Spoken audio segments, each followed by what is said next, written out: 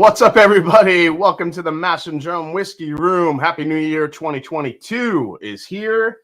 And tonight we're just going to be opening some bottles, getting our first taste of some new whiskeys for 2022. Some bottles I haven't gotten to try too in-depth yet. Some bottles I got late in the year. And some new bottles, too, that I really didn't get to try last year with all, the craziness happening with new releases and getting to the end of the year lists and all that fun stuff, which I do have one on my list releasing tomorrow. My top surprising and disappointing bourbons for 2022 will drop tomorrow. And then soon after that, you will see my video for my top 10 bourbons of the year. So welcome in chat. I know a lot of people are hanging out watching Fred Minnick. Very, very surprised at some of his top 10.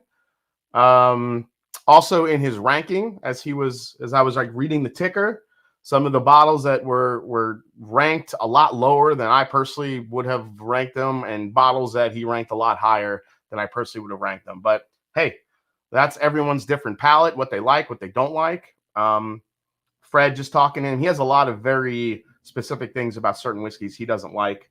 So if he tastes any of that in any whiskey, he's immediately bringing it down to the bottom or lower to the bottom. So Big Ed, thank you so much, kicking it off with this first super chat of the night. Thank you so much, man. Also, what happened recently in the last week, Mash and Drum hit 60,000 subscribers. So I'm not really sure what to say about that. I'll get all misty if I, talk about how much I love this community. I don't want to start the year off like that, but honestly, guys, thank you so much for the support and for everything that you guys have. Those of you out there that watch my show, that enjoy the show, that give me feedback, that trust my palate in some sort of way. What can I say? It's been an amazing year. To hit 60 right before the new year is the best New Year present I could think of. So the channel's growing pretty fast right now, so I'm hoping to hit that big milestone of 100 at some point soon. So we'll get there, I think, if I just keep pumping out content. So appreciate it, guys. Let's see here. We have who's in the chat here. By the way, big kudos to Whiskey Mountains for her C Cup blind tasting. I was lurking, Adriana. I was kind of because I was setting up for tonight, and I was watching Fred, and I was watching you at the same time. But that was an interesting, that was a really interesting tasting. That was really cool. Love the C Cup reference there. Hey, Carl Witkowski, thanks so much. We'll get into this mindset. I'll have some things to say about that once we taste it, but I have to taste it first. Mark Case, what's up from London, Ohio? How you doing, man? Whiskey Nose, Marty's here. Brett Marquette's here. Old Man Bourbon, what's going on, man? Top Dog, Cameron Lochner, what is going on, man? William Wiley's here. What's going on, bud? Justin Jenkins is here as well. Let's see who else. A bunch of people coming in here. Ham Turkey's in the house. What's going on, man? Black and Gold is here. What's going on? Kenneth Rathburn. Yeah, top 10 bourbons of 2021 are hitting soon. Tim Gorgeous, happy 2022, everyone. Same to you, man. Saucy Shane, what's going on, bud? Everyone, check out Saucy Shane's channel if you have not yet. Mike Myers in the house. What's going on, Mike? Let's see here. Who else is coming in here? Sal Pecchio is here. Robert Shea. The Black Bourbon Family, Jason and Brandy. You guys have to check out Black Bourbon Family if you haven't yet. Raise your drinks up casually. Got to sing that song every time I see them because that's just what we do now. IC86 is here. What's going on? There's Adriana. Scott Pigsley in the house. Got more people jumping in here. Rob Shields. The Buse is loose. What would you do for a Klondike bar? Man, in the summer, I do some naughty things for a Klondike. I love Klondike bars, especially the dark chocolate Klondike bars. All over that. Everything Spicy is in the house. What is going on? Ben Hernandez is here. Hit the like button or you have to deal with a short, angry Rican. Hey, Cliffy's here. Bourbon Bites. What's going on? Biking Bourbon. Just a bunch of people coming in. The Drunk Hobbit sent me. Says Jerry Black. Tim Corney, fun night watching Fred, Adriana, and now the Mash and Drum. Yeah, so this is a hitter of a Wednesday night, man. I'm loving it. Smoking Firewater. You guys have to let me know what Fred eventually picked at his number one. I was saying I thought he was going to put Eagle Rare 17 as his number one because he loved it so much. But Fred and I think are the same with tasting when it comes to finish. We both, if we are between whiskeys. Now, whatever you taste to get to the top 10, that's purely subjective, and some are better, some are not, and it's what your palate is going to do. And I totally, there are most of his list I completely agree with, and there's probably a few that I don't, including that Little Book. I did not think the Little Book was deserving of a top 10, crowning at all, and I think it's made the top 4 now, which is just nuts to me. But when you're trying to discern and you're trying to figure out where your stuff is going to place, it's really about the finish and how much that whiskey develops along your palate. Does it give a nice long, not so much alcohol burn, but just flavors? Do they come back? Do they sit? Do they rest? Do they just kind of sit here and you can kind of keep savoring it, or does it disappear? So I think we put a lot of onus on that particular part of a tasting, which is really, which is why I really trust Fred's palate a good amount. But let's see here. Happy New Year. That 17 is so damn good. I got a lot of catching up to do. 60K, not surprised. You got a great channel. Congrats. Thanks, Robert. Ron Weasley's in the house. Diagonally. That's my is that one of the spells? Paflika. I don't know how to. I love Harry Potter though. Great series. I love those movies. John, congrats, 60K, bro. 100K, here we come. Hopefully, man, that's the goal. Dunny, congrats. Thanks so much, man. Let's see here. Congrats on 60K. Thank you, One Mo Cast. Marzipan, congratulations, Jason. Thank you so much, man. Scott Pigsley, congrats on 60K. Appreciate it, Scotty. Thanks so much, man. Question is, when are you getting that Baker's 11 year? I haven't seen it yet, man. I don't. Maybe if I'm in. I'm going to be going to Kentucky in the end of January for a barrel pick. So hopefully I can maybe find one while I'm there. We'll be near Beam, I think. Won't be at Beam, but we'll be near it. So let's see here. Just cracked the new Riff single barrel. Cheers from Deep Creek, Lake, Maryland. Awesome. What's going on, Thomas Schaefer? Thanks for chiming in, I should say. The title was genius.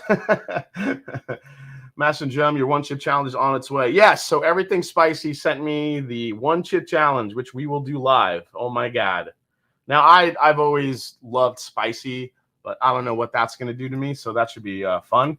Bourbon, meanwhile, I'm just hoping to hit 350. Thanks for all you do in helping to force Ken into the Mankini. All about it, man. Jason C, my man. What's up, Matt? Matt Bowen, what's going on? Bourbon Ballers here. Just a bunch of people coming in. All right. I missed some super chats. Eric Gunderson, thank you so much. Russell's 13 was what? His number one? Digging the old Forester hat. Might have just made my decision on my first pour tonight. There you go, Scott. Whiskey Knows, everyone, 2022 is the year of barrel picks. Join the Mash and Drum Patreon. Thank you so much, Marty. Whiskey Knows, another great channel you guys should check out. Yeah, if you're thinking about becoming a Patreon, you get access to the Mash and Journey barrel picks, which were all in their own way. They're all pretty epic this last year. And we have so much more already coming for 2022. It's bananas. Crazy. Speaking of bananas, we may have a Jack Daniels pick coming. Maybe, maybe not. We'll see. What's going on? Choo, choo, choo. Seagrass got number 2. Okay. I called Seagrass number 2. Man, what's his number 1? All right. Let's see. Oh, hoping for an M&J Baker's pick. I think we're going to get something from Beam this year. We're just not sure what, but Adriana is the first off the bench for the Jim Beam pick. Hey, what's up, Scott? For my bourbon journeys here. What's going on, buddy? Elsa Murillo, congratulations on your 60K. Many cheers and wish you an amazing 2022. Nice to see you back, Elsa. Cheers. Always awesome to see you. Juniper Lane. Oh, crap. $50 super chat. Thank you so much, Juniper, from East Texas. The Big Thicket. I love it. That needs to be the name of a channel, The Big Thicket. ADHD whiskey, you some bitch. What's going on, ADHD whiskey, dude? If you guys aren't watching him yet, you're just wasting time. Fred is hammered, so head it over here. Fred's hammered. Oh my god. This is my favorite whiskey community. All that's to you and Scott. Thank you so much, Rob. Appreciate that, man. He got the Russell's 13 first. Wow. Okay. All right. 2 Seagrass. Holy shit. That Russell's 13, man. That's a tough bourbon to beat. I'm telling you. But I gotta say though, so if you're a member of my Patreon, I did my top 10 on my Patreon only live stream last night and tasted through it. Yeah, Russell's 13 was up there, along with a couple of others two others that were up there actually surprised me. But yeah, the Russell's 13 I kind of thought would be up there. I'm not going to say if it's my number 1, 2, or 3, but you'll have to find out in a few days when I release my video. But yeah, we're getting there. Oh, by the way, ADHD Whiskey, he did his top 10 video of the year, and what he did was he named Sam Houston 15 as number 1. And that bourbon I tried at the beginning of the year when I had kind of like my favorite bourbon so far of the year. It was like mid 2021, and I had Sam Houston 15 in there, and that actually ended up being my number 1, and it beat out some pretty heavy hitters. So I just love the flavor profile of that Sam Houston 15. So ADHD Whiskeys, your list, I was pretty agreeable on every pick you had in there, dude. So great job. Absolutely great job. What else is here? Busey. Holy shit, man. $60 congrats on 60K. Good things happening to good people. I love it. Dude, Jason, thank you so much. Jason will be involved in our Iron Root pick coming up at some point in 2022. I cannot wait to meet you, man. That's going to be awesome. Yeah, Russell's 13-1. Okay, let me Happy New Year, Jason. Awesome. Thank you so much, guys. Seagrass is so funky awesome. Yeah, it really is. All right. So first pour of the night, a bottle that I got late this year. And, you know, man, if I got this bottle earlier, I'm wondering how it would have done on my top 10, because this is a fantastic rye whiskey. As a guy that doesn't really buy into a lot of the new riff hype, they do make some great rye whiskeys. Their Balboa rye was amazing. This malted rye, 6 years old. If you guys haven't seen this bottle yet, it's just my first impression of it was pretty damn good. I'm gonna get in here and get into this right here. This rye has got such a perfect balance of sweet and savory, but also you know, the balance is what makes it stand out. It's not overly on the rye side. Now since it's like that malted malted rye, I think that brings out the sweetness a little bit of the chocolate notes that you get in a nice malted product. Thanks, Jason. This year I'm getting 10 King of Kentucky's. List will be easy. Oh, man. You know what? I'll say this. We got 309 in the chat already. Thanks for chiming in, everybody. Appreciate it. I want to text Fred and have him come on and talk about his top 10, but he's probably, as ADHD Whiskey would put it, he's probably schlammered by now. Hey, what's up? Drew Fiala just joined. Cheers with some Blantons. He's got a horsey top. And this thing just gets fruitier as it opens up. It's like chocolate covered. I'm getting like chocolate covered raisin in here. Very nice. Little minty too. Do I detect a hint of minty freshness? I think I do. Cheers, guys. Thanks for hanging out. Cheers to 60K 2022. We got some fun bottles we'll be tasting tonight, including the brand new Stagg Junior 17. So hang out and let's do this tonight, guys.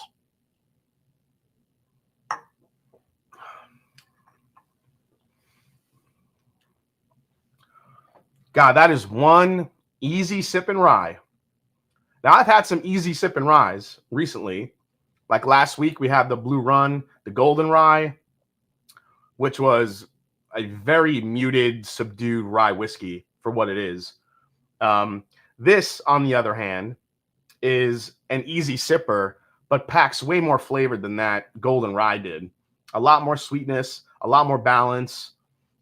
This is a great. I might have to put this in for 2022. That this bottle could hold up if I could wait a year out of not drinking this entire thing, but we'll see.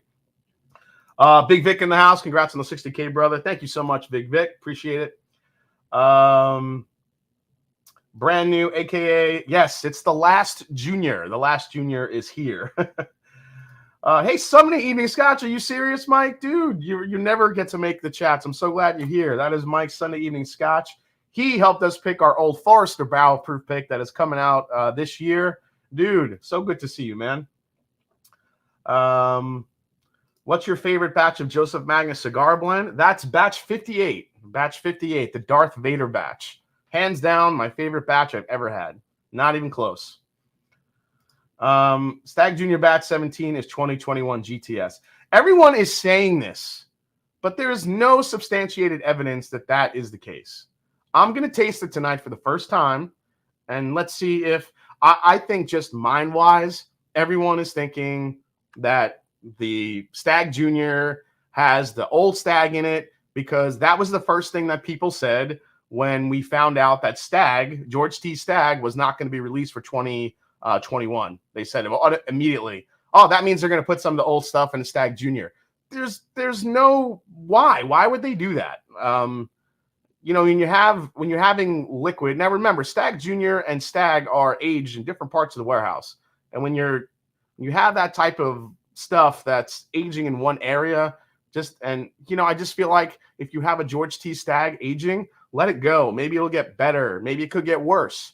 What will they do with that barrel? Those barrels, I don't know. But I find it hard to believe that they're gonna use that stuff in a Stagg Junior batch.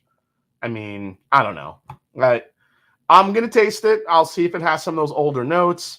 I have the batch 12, which is still my favorite batch of all time. We're gonna compare it. We'll see how it stacks up, and we'll do that tonight. So.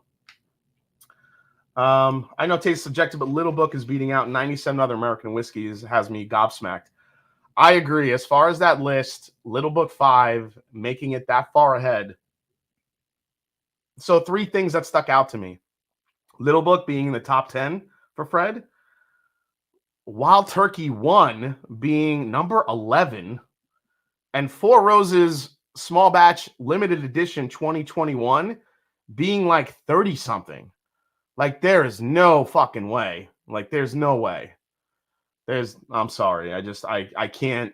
Those three specific bottles and where they placed just has me gobsmacked, because the Wild Turkey one, while it was a great bottle, it was not that good to be in a top 20. Although this was such a disappointing year for bourbon, 2021, there was a lot of mediocre releases. I could see Wild Turkey making it into the top 20, honestly. But I think the Four Roses LE was just an absolute hitter this year, and that should not have been that low. That should have at least been in the top 20, in my opinion. But we'll see. Thought you loved Blue Run. Yeah, nope. Damn Dish, you need that Rocket Top Rye from Redwood Empire. It's amazing. I think that this defines rye perfectly. Also, your Driftless Rye is wonderful, but second to this. If anybody out there finds any of the Redwood Empire, the dude, if you get the Rocket Top Rye or the bourbon, you see it around you, just shoot me an email and let me know, and I'll happily buy them, just because, I don't think I'll see those here in Ohio. So let me know. If you get a JD pick, you get an espresso flavored barrel. Our bourbon apparently got one like that. Yeah, that's the flavor profile I like dark, and also I think the JD single barrels are best when you can get a little bit of a hint of fruit in it. Not so much like the Bananas Foster, but you get either a cherry or a blackberry mixed in, and espresso as well. So I totally agree with that one. Let's see here. Hey, Whiskey Eyes is here. How you doing, Leon and Trish? Hopefully your brother is doing better. Cheers. Prayers out to you, Trisha. Hopefully your brother's doing better. 21090s here. Everyone go check out 21090. Great whiskey reviews and beer reviews if you're into beer. It was the Junior Swan song. Yeah, I mean, I think that's the other reason why people think they put Stagg in it, because it's the last Junior. I mean, I don't know if Buffalo Trace is that thoughtful about, you know, oh man, this is getting better. Is that thoughtful about putting, what's our last junior? Let's do this. I mean, I just think for them it's just marketing, really. But if they plan that whole thing out, Jesus, this is so good. I am digging this rye. This would fall flat in a blind because it just drinks so easy and smooth. But there's a lot of flavor up front. New riff. I give you a lot of guff for your mediocre single barrels because I don't. You got to know who's picking their single barrels because I've had some pretty bad ones. Rarebird 101, David Jennings, he had a killer single barrel of New Riff, 2 of them that were great. But you got to know who's picking them because I've had some really youthful tasting single barrels that people have picked. I don't know what they're tasting, but there's a lot of that out there. But when it comes to their rye whiskey, New Riff knows exactly what they're doing. This is a hell of a barrel right there. Hell of a whiskey, I should say. But yeah, this would pale in a blind flight against higher proof whiskeys. That probably wouldn't do well because it doesn't have a long lingering finish. But for what it is, it drinks really nice. Let's see here. Number 33, was that your favorite? Number 33, was that your favorite cigar blend? I like Stagg Junior Batch 15 too, but that's a candy bomb, man. That one is really sweet. Fred be off or wrong? The Master Drum. Master Drum. So I blinded the Master's Keep Bourbons a few weeks ago. Felt mad about one beforehand. Ended up being easily my favorite in the blind flight. What? Oh my God. That's surprising to me. Because I even think Decades. I put Decades against it and Revival. And I mean, it killed the one for me. I don't know. But again, everyone palate's different. So, plus if you had the Bottled and Bond 17, I know when the 17 gets low in the bottle, because I had one for a while that I killed. It gets funky. It gets like way too medicinal in a bad way with the cherry and the oak. So if your bottle was low, that could have, but like a full bottle of 17, I find it hard pressed that one's going to take out like a good bottle of the Wild Turkey Bottled and Bond 17 year. But hey, it is what it is, man. Glad you're enjoying it, honestly. How many people are going to be picking Remus 5 this weekend? Yeah, Seagrass, Four Roses LE top 10 for sure. Yeah, man, I just don't. Yep. Let's reframe. 2021 is an amazing year to appreciate the old reliable shelf favorites, non-LEs that are solid year in and year out. Yeah. For me, this year was all about great additions to the shelf and also barrel picks. That's what 2021 was about for me. I think 2022 will see a continuation of mediocre limited edition releases from big distilleries, while the craft movement and the smaller distilleries are going to start pumping out more and more impressive whiskeys. I think that's what we're going to see. What would you say is the closest to GTS for 2021 then? Man. Closest to GTS.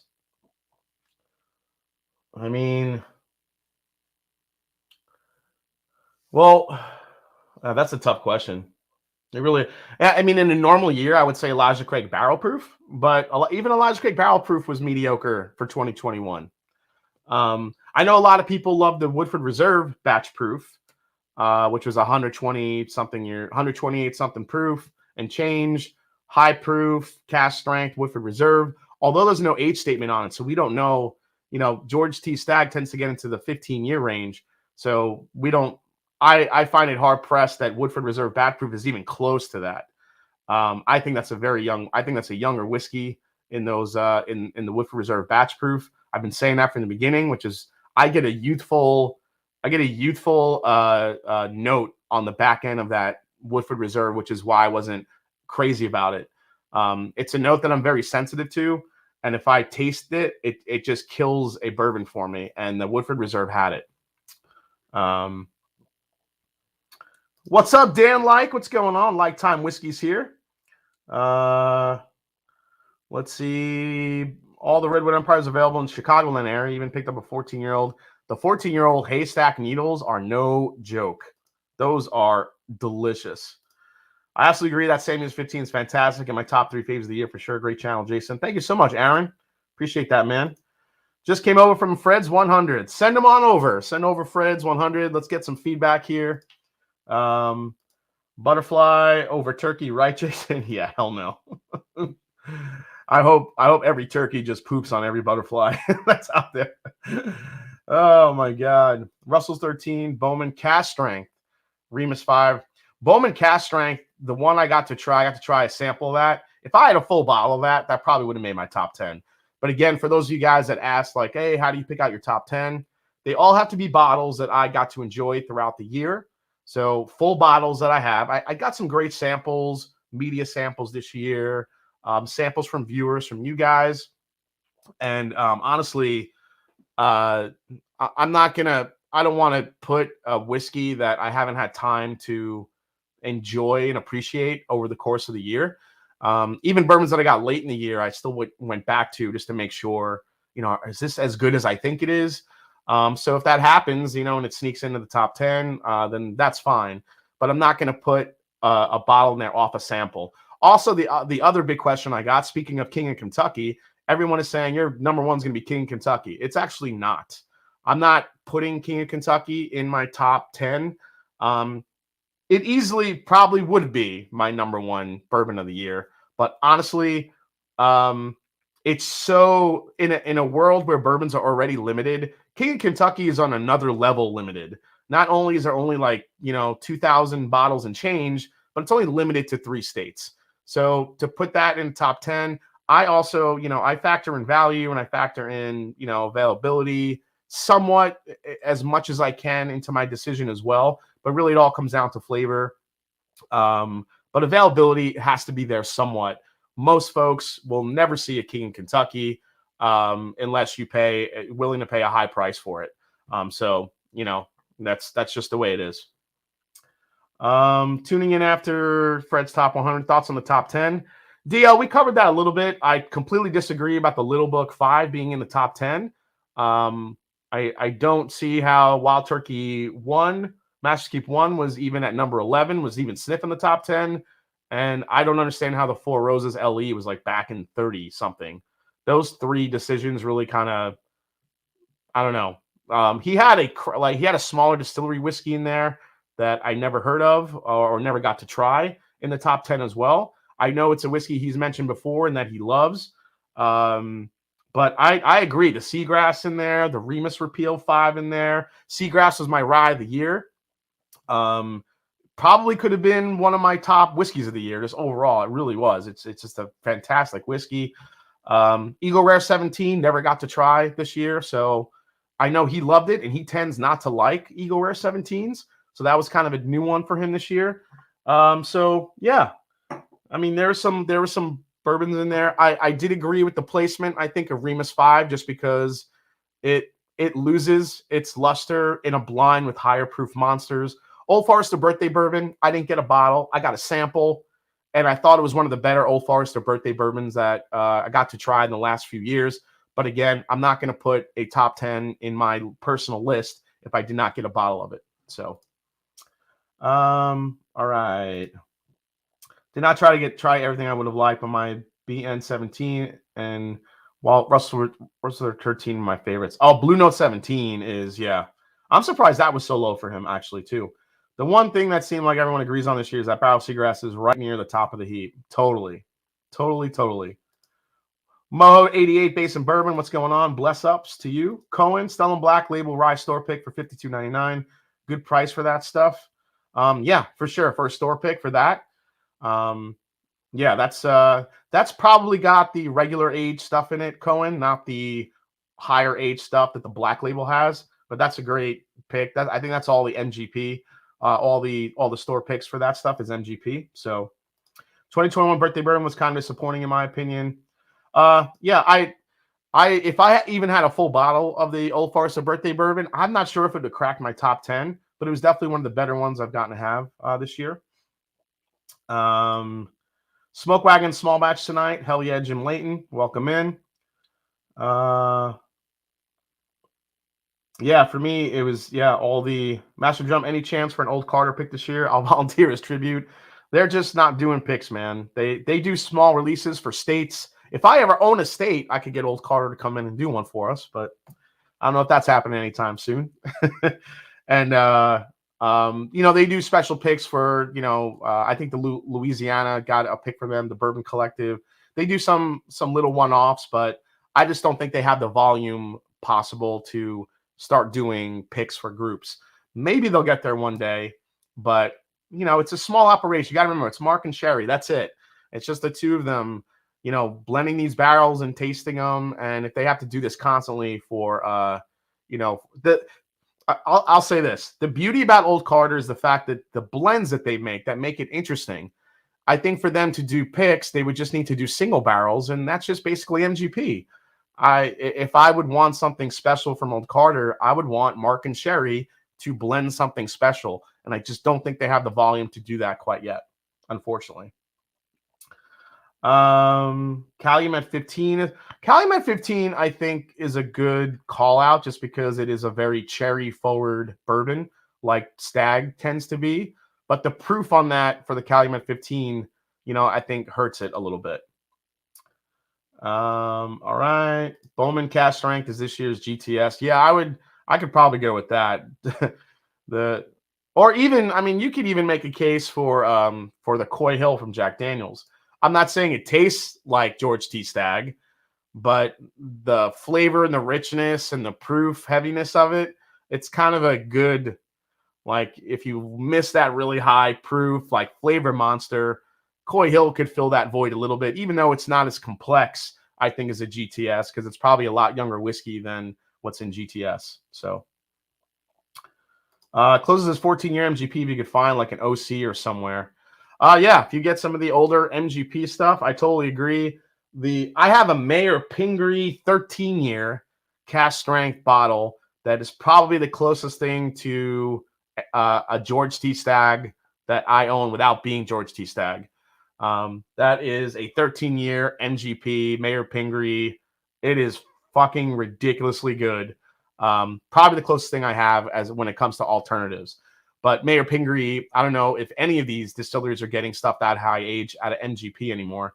The Carters are a little bit here and there, I think, but that well is really kind of running dry for a lot of distilleries, unfortunately. Mellow Corn equals GTS. Nice try. What's been your favorite finished whiskeys this year? I like the Yellowstone LE. I dig the Yellowstone this year. Finished whiskey though, man, I have to go with the Foregate. The Foregate Kelvin Collab 3 was ridiculously good this year. I did like the Bardstown Ferrand. I don't know. There's so much shit I'm trying to think of here. I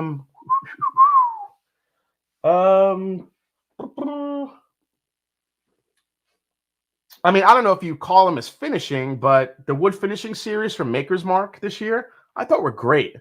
And not only were they great, they were affordable, they were available for the most part. I thought those were great finished whiskeys, honestly. Thought they did a great job with that. The Redwood Empire, the Haystack Needles are ridiculously good for finished whiskeys. Those are probably the standouts this year, honestly. Russell's 13 has 18-year stocks. Oh, yeah, for sure. That's the thing. Like, I always thought Russell's 13 should have been the Master's Keep, and the 1 should have been the Russell's 13. I know I keep saying it, but the Russell's 13 had some really old whiskey in it. It wasn't 13. They had shit in there. Like, I actually think the highest I had in there was 19 years old, honestly. But Jason, the Whiskey Advocate top 20, nailed it. Yeah, no. Rob Shields doing my 2019 GTS Calumet blind tonight. Calumet 15 for me is close to GTS this year. Yeah, with that cherry, I could see it. My top 3 under 100 was Russell's 30 Quella and Remus 5. Yep, that's a hell of a lineup right there, man. King of Kentucky. Hey, the Bourbon Wrench is here. What's up? We have 469 in the chat hanging out. Thank you guys so much. For Roselli at 33. That's why I'm Patreon here. Oh, that's right. Yeah, 33. I did not agree with that. Yep, nope. Fred messed up his ranking of 8, 7, 6, and 5. Can someone confirm what they were? Was he feeling it a little bit?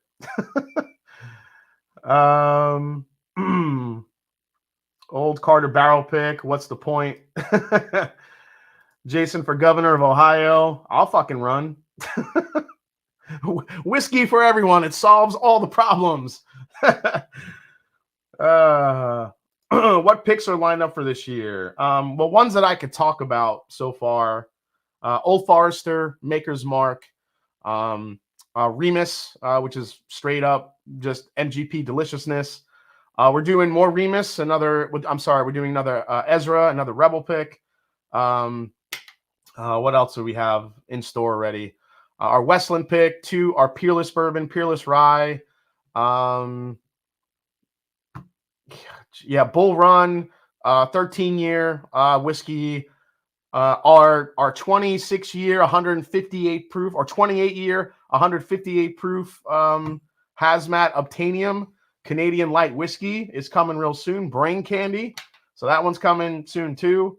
So yeah, there's a lot coming, and we still have some more bigger distillery things we're working on that we can't say just yet because they're not confirmed, but we are working on it. We have a lot of great stuff in the works coming, especially when it comes to variety. Also, ASW out of Atlanta, Georgia. We're doing that pick very soon. We're doing a duality. It's a double single malt. That doesn't make sense. It's a single malt called the duality. There you go. I mean, if you like coffee, espresso, and chocolate forward whiskeys, then the duality is something you have to have. It's amazing stuff. So, let me go back down here. I have to catch up to the chat, guys. Okay. All right, let's drink some shit. Here we go. This is empty. I was already ready. Whoa, what dropped over there? Oh, I got it. All right, so my first sample I want to do here, before we get into the Stagg sample, I want to thank Darrell Stewart in the chat. He sent me this, a whiskey that I was able to not secure a bottle this last year because the prices for it were ridiculous. The Parker's Heritage Wheat, the Parker's Heritage 11-year heavy char wheat whiskey. Here's a sample right here. So I'm going to dive into that one first. Did not get a chance to try this one just yet. I heard pretty mixed reviews about it. I'm not really sure. Wheat whiskey, I do love what they're doing with the heavy char, but we'll see. Yeah, the Parker secondary price was bananas. Yeah, I totally agree. Drums and Drams. What is up, Cam? If anybody has not checked out Cam at Drums and Drams, please do. Yeah, but like for me, I try to get everything on retail first if I can. I don't want to pay high prices. But that's what's good about getting samples. You kind of like taste these things. Let me fix that because that fell. There we go. Let's see here. In search of matching drum Obtainium pick. Yep, for sure. So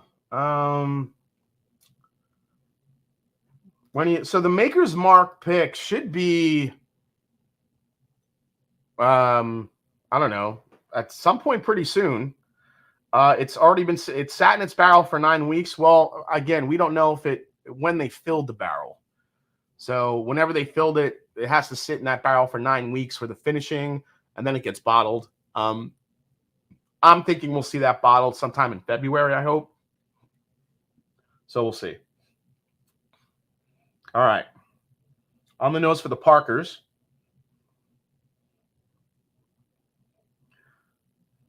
The first thing I actually smell is the char. I smell the heavy char right away. I smell the smoke.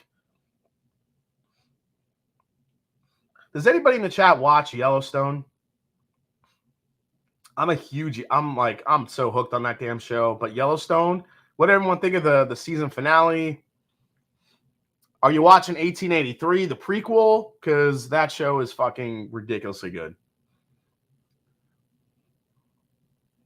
All right, this is smoke and sweet. This is really what it is. There's a little bit of like a cotton candy thing going on.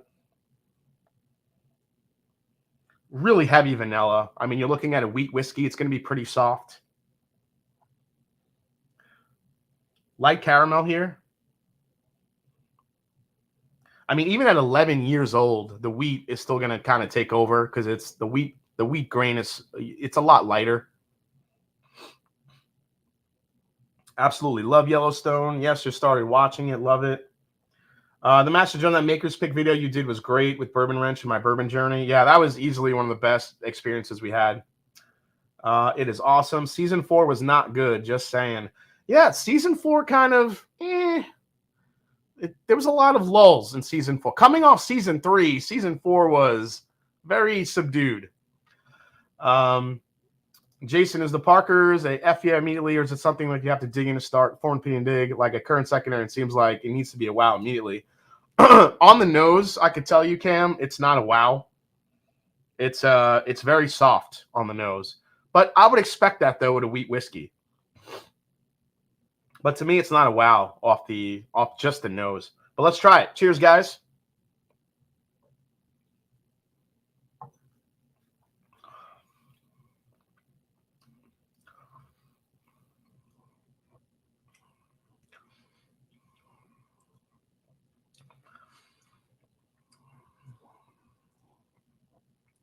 All right, the palate's really good.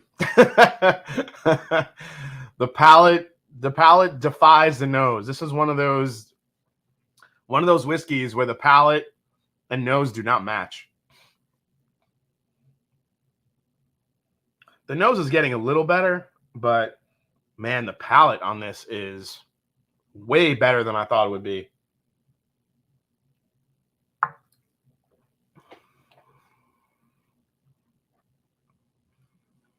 Up front, vanilla custard, just pure vanilla custard, brown sugar, black pepper.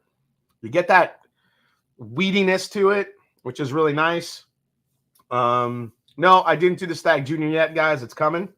When I kind of want to wait till everyone's in the chat. We have 463 in the chat right now. If you guys have not hit the like button yet, please do. Really appreciate it.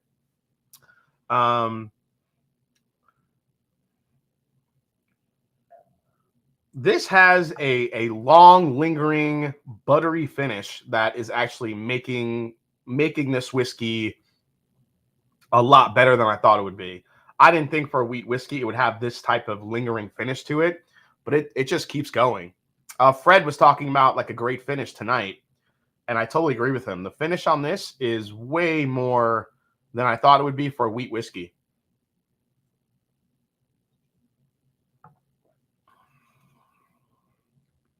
All right, so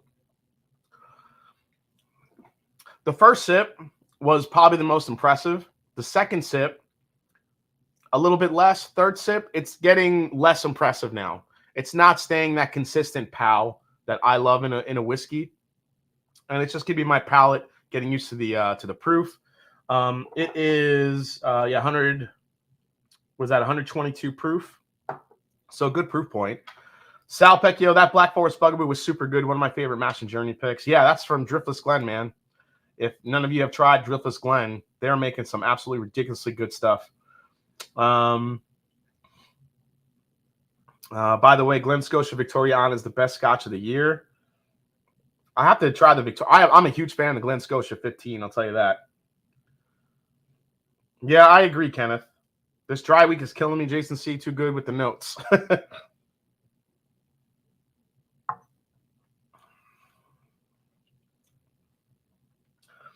You know what? The one thing that's consistent about this, you do get the smoke from the char. It's really nice.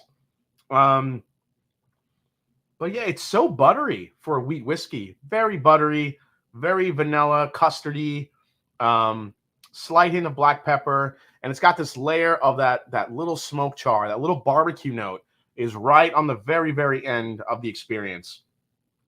I would happily pay retail for this. I would not pay what they're asking for in secondary for this. I might go a little over I might go a little over retail to get a bottle of this, but the secondary prices on this, not worth it. It's a really good whiskey, way better than I thought it would be, but just not like a mind blower. But I think in the realm of the Parkers, the rye, the bourbon, and now this, it fits really nicely.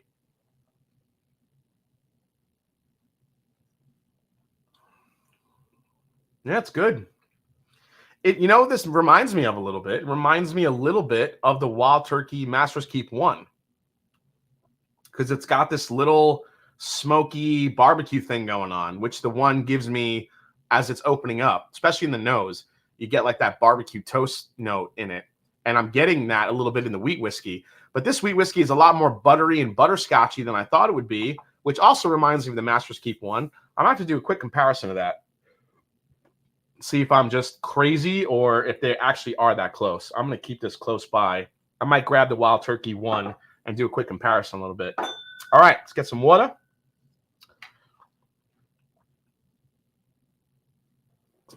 All right. Specifically, Glen Scotia, Victoriana 54. There's a 50. Oh, okay, got it. Yes, thank you so much, DC, Daniel Carter. Support the Master Drum. If you're interested in joining Patreon to get into some of our picks and to get some of the bottles that I'd mentioned tonight, the link is down in the description, or you could just click that link right there that DC put in the chat. Thank you so much, guys, and thanks to all the mods in the chat. Cheers to you guys. Thanks for doing what you do. All right, next bottle we're going to try here. Let's see. Oh, I know what I wanted to try. Okay, so I mentioned this bottle earlier, the Woodford Reserve batch 128.3, which I told you I wasn't that crazy about it. It had a youthful tinge to it that I was not digging. Somebody sent me a sample. Mark Royland, I don't know if he's in the chat. He was kind enough to send me a sample of the Woodford Reserve Master's Keep 119.8 proof. It was a Costco release, I think. So I want to try this one and see if I like it better than that one. Let's dive into this a little bit. Let's see. All right. So that's that one. Let's do a quick compare. Now, I love the nose on this. I thought it smelled delicious. It was the palate that was the issue for me. So this is 119.8 proof. He actually sent me a photo of it. So I don't know if any of you guys saw this bottle anywhere. But that's the newer Woodford Reserve release. So let's see if the 119.8 I like better than the 128.3. It's a pretty decent step down in proof here. What's up, Hooflung Dung?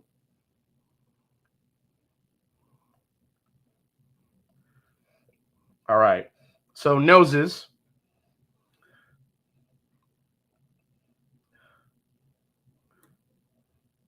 Wow, the 119.8. I'm getting cherry cobbler all day long. Whew. Good spice, a lot of cinnamon. Almost kind of smells like a nice old fashioned. It's like cherry, orange. A lot of fun stuff getting on. Can we get a fucking train pick this year? Yeah, that's definitely coming. Yeah, a lot of caramel. A little bit more chocolates coming out of here too, but off the bat I was getting cherry.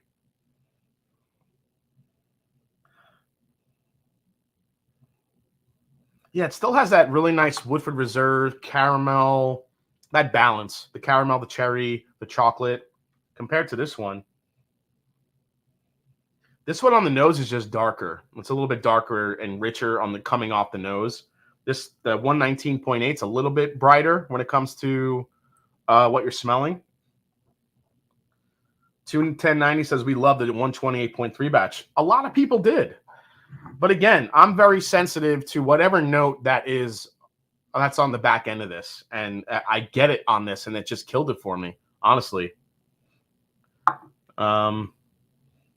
Yeah, I just like some of the reviewers that were trying this were like, oh, there's definitely some older stuff in it. And no. Woodford Reserve, if there's older stuff in it, they're going to tell you and let you know. That's just how their marketing is. When there's no age statement on the bottle, you know that there's younger stuff in there that they're putting in their heat-cycled warehouses. Just saying. All right, so let me try the new one and see how we go.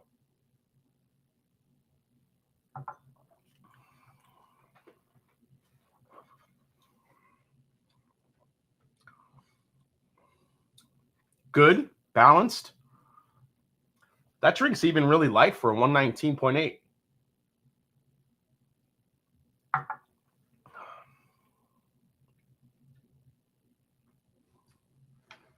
Ooh.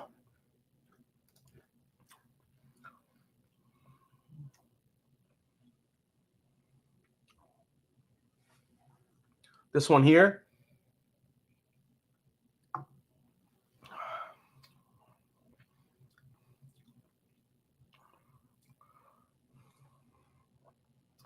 It still has that weird finish to me. I just don't get it. I wish that I wish the palate could stay like this, but it had the finish on this one.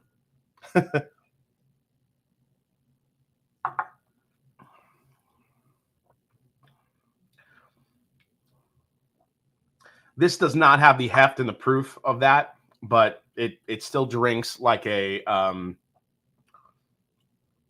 it's got like some really it's just Woodford Reserve just amped up a little bit. It's I think it doesn't have the youthful note to it.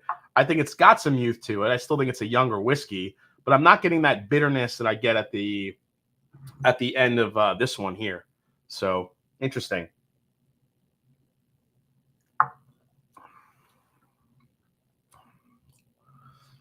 I just got like a root beer note on that too a little bit. Maybe cream soda. I'm going to blend them. I'm going to let that sit. All right. Next up. All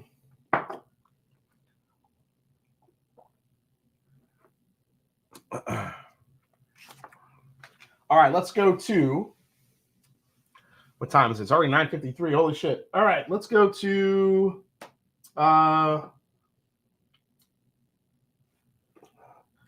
Booker's Bardstown batch. So Booker's was a little bit of a surprise for me this year. They actually came out with 2 batches that I thought were pretty nice. I'm not saying they were mind blowers, but I think they it kind of restored my faith in Booker's a little bit. I still don't think it's worth the money, but I felt like they put out 2 nice batches this year. One was the tag-along batch. And from my first couple pours of this Bardstown batch, I kind of dig.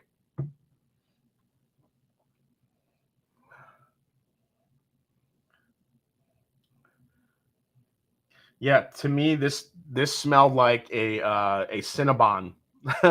Go into the mall and you smell that Cinnabon in the air. Man, digging that. Yeah, 2021-03 for sure. Still got like that funky peanut in here.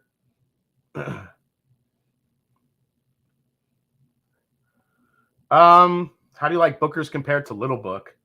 I mean, it really depends on the Little Book. We're talking about the Little Book for 2021. I probably enjoyed the tag-along batch over the Little Book 5, honestly. I don't know about this one, the Bardstown batch. I only had a quick pour of this one just to see how I liked it. But the Bookers are notoriously better with airtime. Let's try it.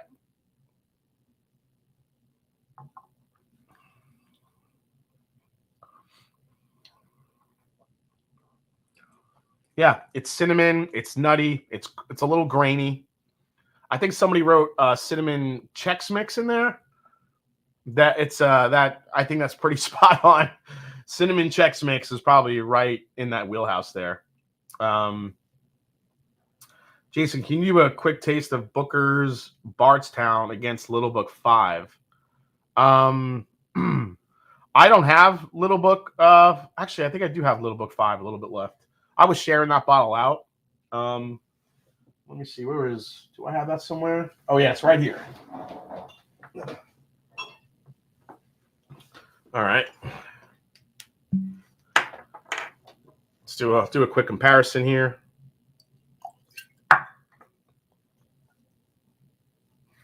So yeah, Little Book, Chapter 5. Okay. The Invitation.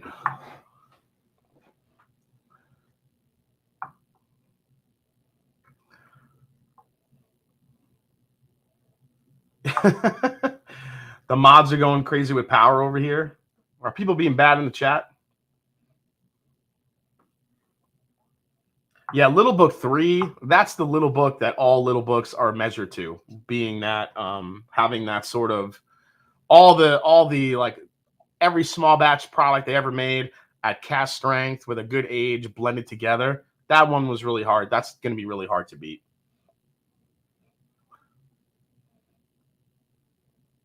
Oh, there's a bot attack? Damn, man. Oh, is that why the chat numbers are going crazy? Yeah, kick them out.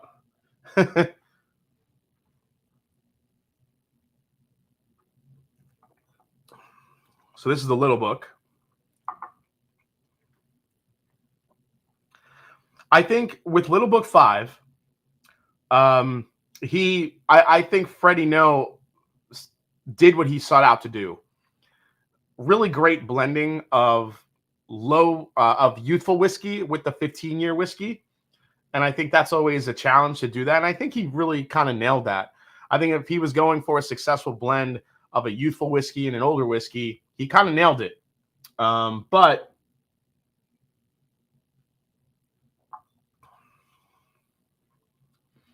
I don't know. For me, the flavor just doesn't carry over. Booker's, on the other hand,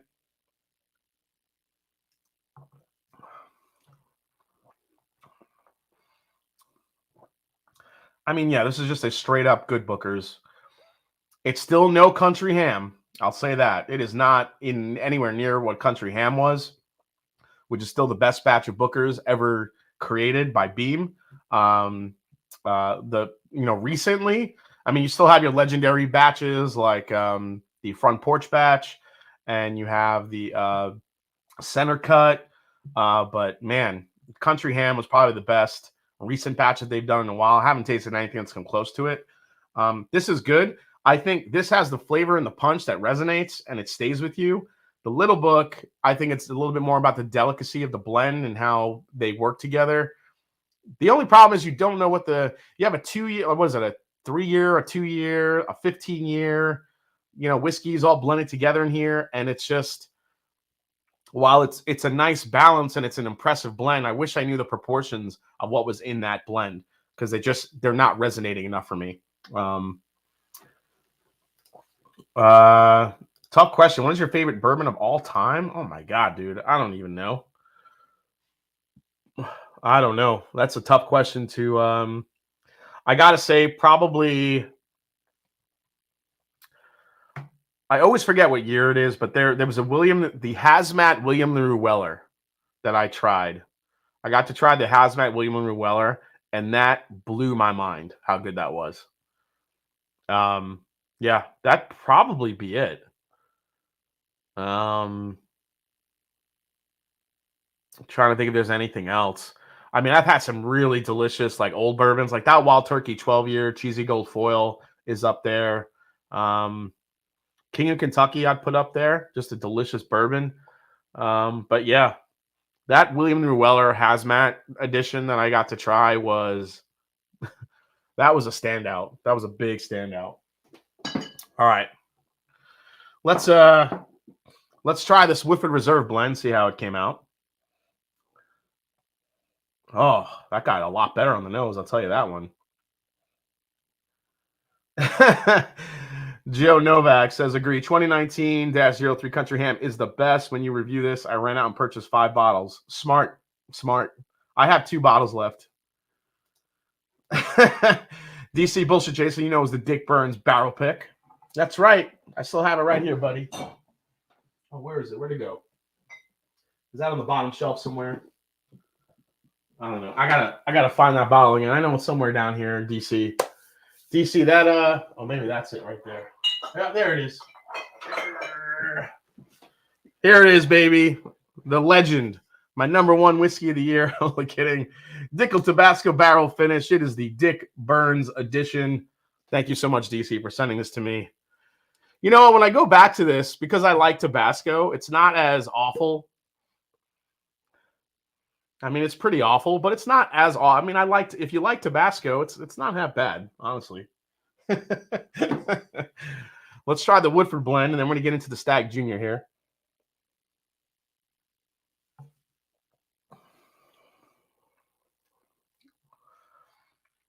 Nope. Actually, it made more of the youth come out. It tastes younger now, somehow together than it does separate. That is not a good blend. Don't dig that at all. All right. Let's see here. Is what's going on with the bots? Is it like is Google kicking people out of the chat, or is it the mods? What's going on? Oh no, most of it's real chat. Just a couple bots need a good sledgehammer to the CPU. Okay, got it. Thank you so much. All right. Okay. Yeah, I would imagine the Dick Burns is good in a Bloody Mary for sure. Bourbon Ranch, what's everyone drinking tonight? Yeah, so Yellowstone. Let's talk about Yellowstone. So the season finale, I thought it ended surprisingly. I thought there was a nice, ending as well. I don't want to like mess it up for anyone that hasn't seen it yet. That's been watched, that has maybe recorded it, didn't get to watch it. But yeah, I agree. I really liked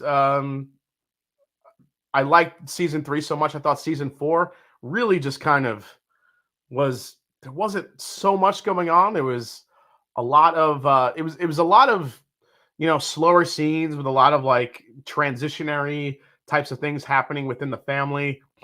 Um, a lot of ups and downs, a lot of focus with Beth and what she was going through. Beth is the greatest, but also like the most like character on TV. It's just it drives me crazy. She she has the best, like some of the best lines on TV, like hands down, that they write for Beth, and the way she delivers them is just insane. I love Beth so much. Hey Jay, if you make it to Kentucky in March, I have something to give that LOW a definite run for its money. Darrell, wow, okay, challenge accepted. Okay, I'm not going to say anything about season 3, Lizette. Don't worry. I'm not going to say anything, but I think overall the season was a little bit slower. 1883, from what I heard, is pretty freaking amazing too. I want to kind of get a few episodes on the DVR like set for that, so I can kind of watch it like one right after the other. I haven't done any of that yet. Let's see here. Some guy, Taylor Sheridan, makes a show called Mayor of Kingstown. Highly recommend it. Yeah, I've heard about that show too, for sure. Okay. It is Stagg Junior time, baby. So, again, I have to thank Darrell Stewart. This is not my bottle. This is his bottle. He sent me this. Darrell is the patron saint of whiskey. So I really appreciate it. So here we go, guys. What's nice is there's a couple pours taken out of this, so it's gotten a little bit of air time. But there it is, guys. 128.7 proof, 64.35% ABV. Batch 17, it is the last junior. So if you guys haven't heard yet, that little junior that's in between the last G is going away. So no more junior in that at all. So I'll be doing a full review of this one coming up soon. Now, just to do a contrast here, I pulled out batch 15, which is kind of like a candy bomb. But I always like to have another batch on hand just to compare. So I pulled out batch 15 just to make sure. Let me grab Jamie Hall. Stagg Junior Batch 17 is like a firecracker flavor going off in your mouth. Having a pour now. My number 1 of 2021. Congrats on 60K. Really? Okay. All right. I see you. All right. Let's get here. I just want to make sure Stagg Junior batches. So yeah, okay. Just want to make sure that was batch 15, 131.1 proof. All right, let me keep this one up here. And now I'm going to whip out my greatest of all time, which is the 12, and we'll see how it does. Get a little water.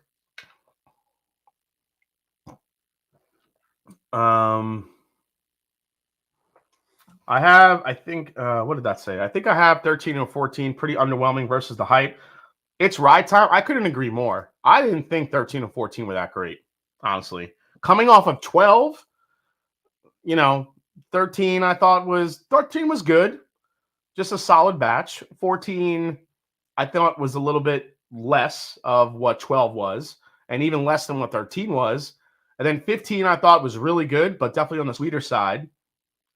16 for me was just a really good, solid batch of Stagg, good balance, oak, sweetness, decent batch, nothing to write home about.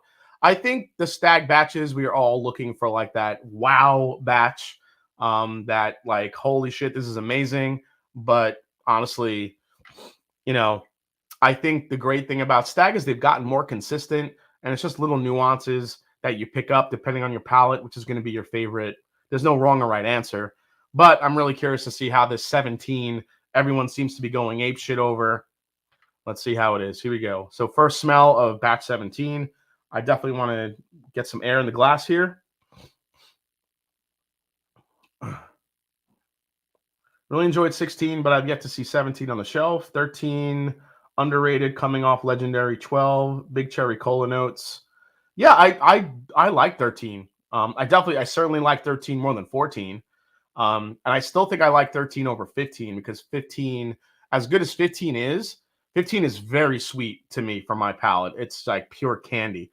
I know a lot of people like that, but I still like that balance of oak that you can get in a good Stagg to balance out that a quintessential Stagg Buffalo Trace sweetness.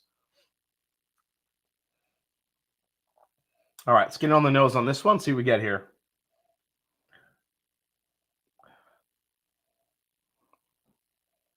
Ooh. All right. Oh, wow. Okay. So far in the nose for 17, I like it over the 15 because I feel like it's got a better balance going to it. That candy sweetness is there, like strawberry Skittles, powdered sugar, definitely like cherry strawberry Skittles. You could kind of pick one.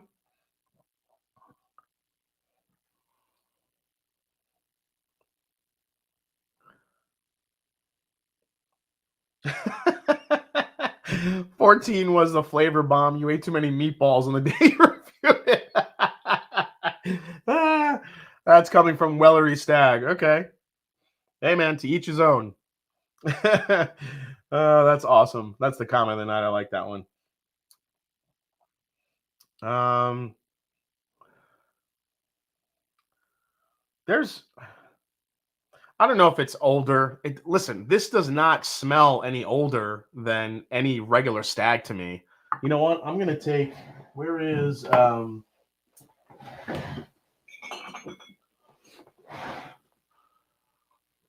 this is my last bottle of my beloved Stagg Junior Batch 12, 132.3 proof, and I'm gonna open this tonight because I need to.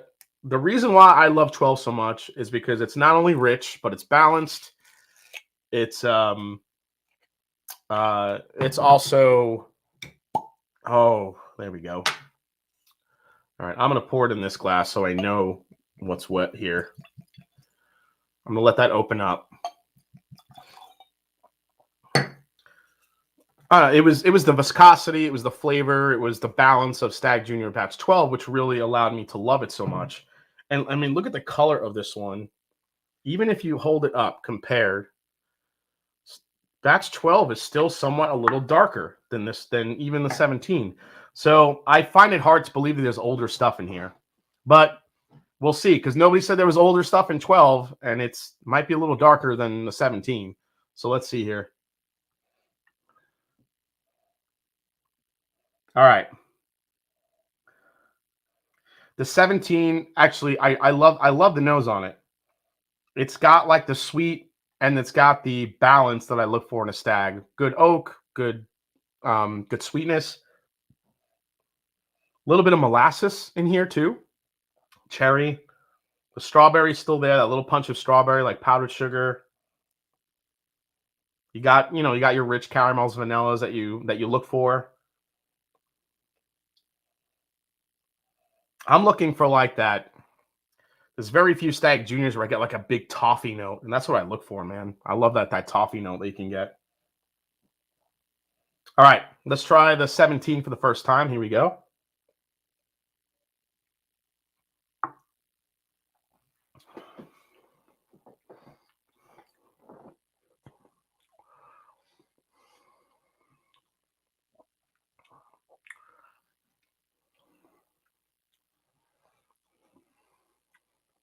Sorry, guys, I'm just kind of chewing on a little bit. Get one more sip here.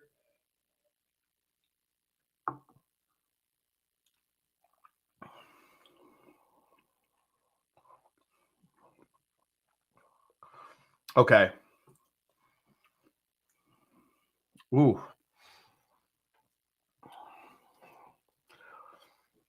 It's a good Stagg. It's really good. I really like the balance in that. I'll say this, it doesn't taste older to me, but it does taste more balanced than even the 15 was. I don't think, man, it's got great viscosity. It's got a lot of sweetness. It's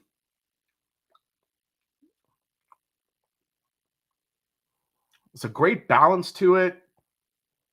It's not coming off overly sweet like the 15 does. All right, let's go for another sip here.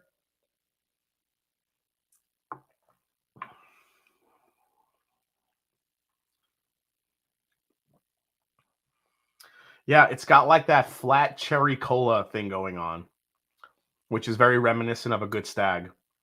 It's like flat cherry cola. There's a nice little chocolate punch here too that I'm getting, which is very welcoming for a Stagg. It's like, yeah, cherry chocolate.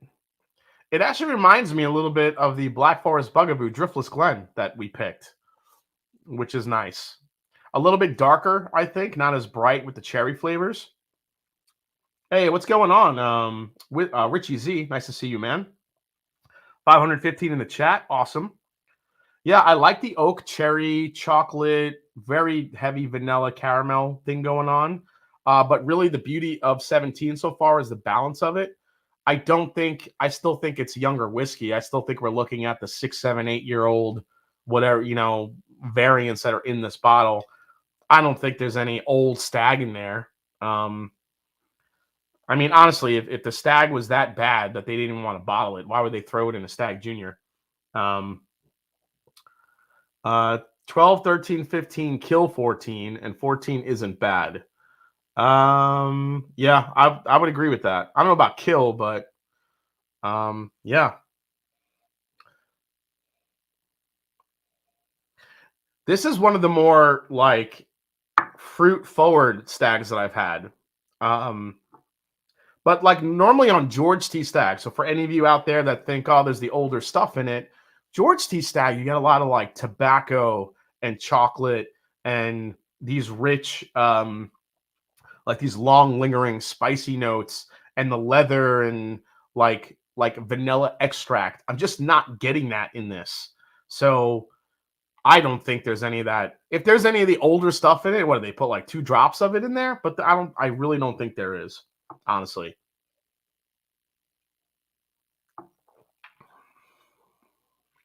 Yeah.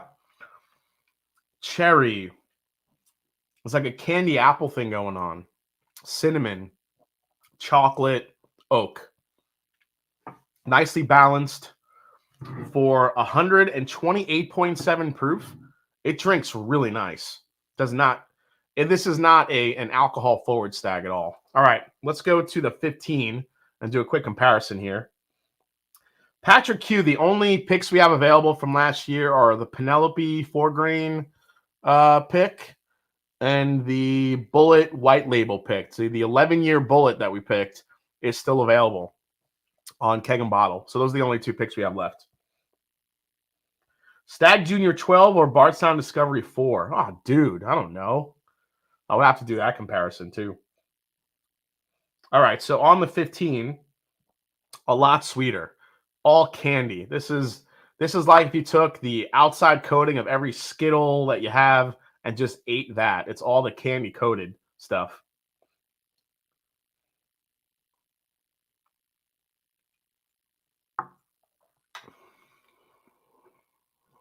Wow. Coming off that, the 15 is actually a little bit boring. I mean, it's good, but I feel like the 17 offers more in the way of complexity.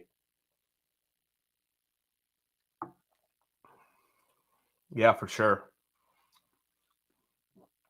There's even a little bit of a better finish on the 17 than there is on the 15.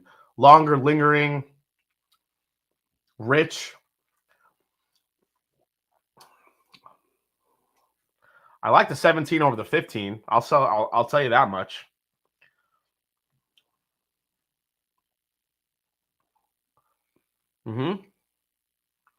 I mean, the 15 is good, but the 15 is like, that is just like a fat kid's candy whiskey right there, number 15, because it's just so sweet.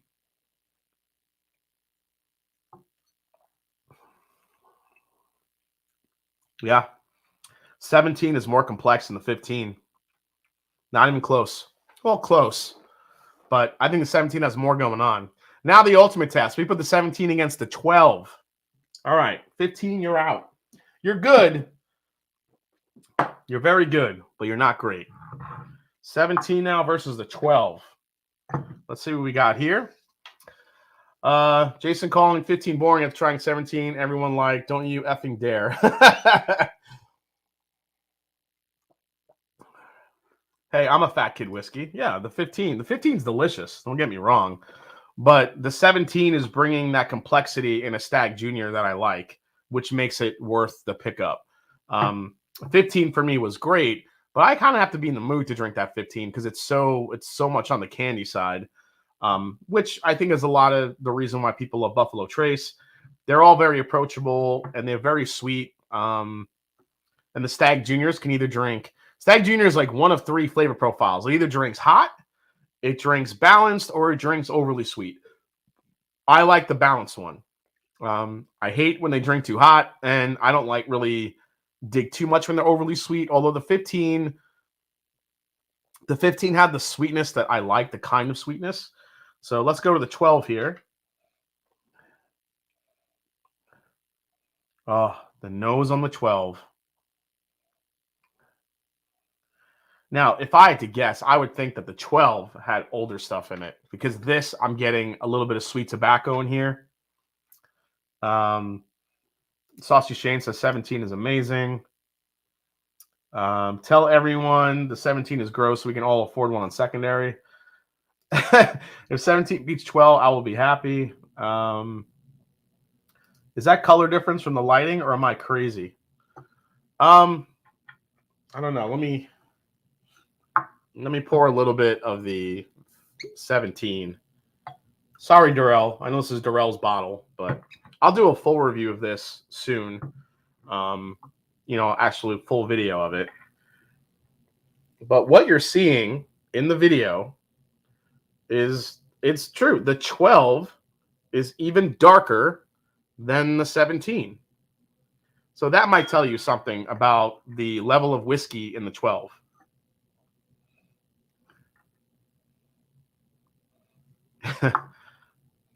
Yeah, for sure. If you gave me these blind, I would think the 12 is a lot older, honestly.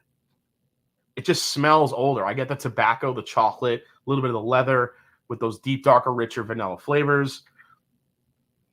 The 17, while it's close, doesn't, at least on the nose on the 12 still has a 17 beat. All right, let's go to the palate on the 12.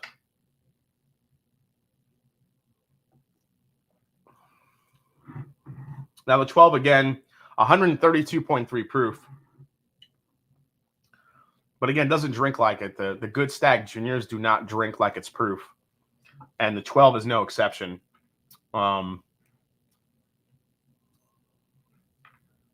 Yeah, this is the link to the bullet pick if any of you guys want to grab that one. Master Joe Jason, my first experience with Junior was 11, a life changer. Oh, 11 was a good batch. I do like 11. ECBP, bottle of Wow, or your favorite Stagg Junior. Oh, hands down, the ECBP. Not even close. That ECBP, there's no way. I mean, that thing destroys any Stagg. I don't care what anybody says. That ECBP destroys any Stagg I've ever had. Stagg Junior for that matter.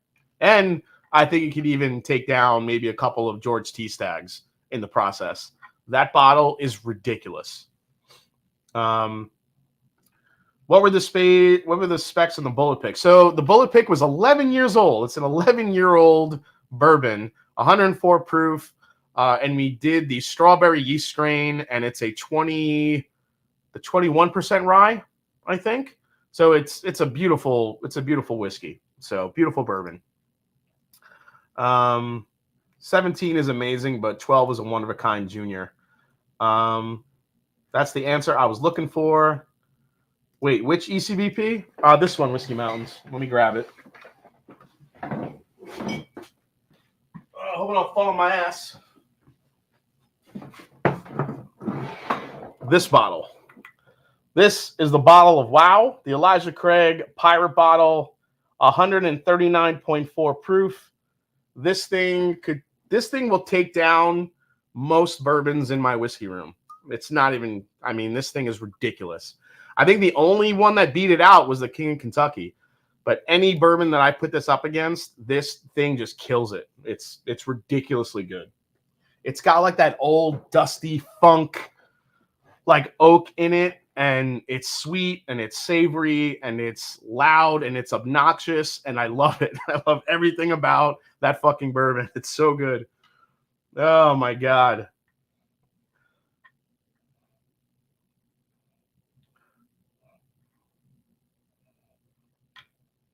You know what? The 17, the nose, is coming on right now. The more these open up.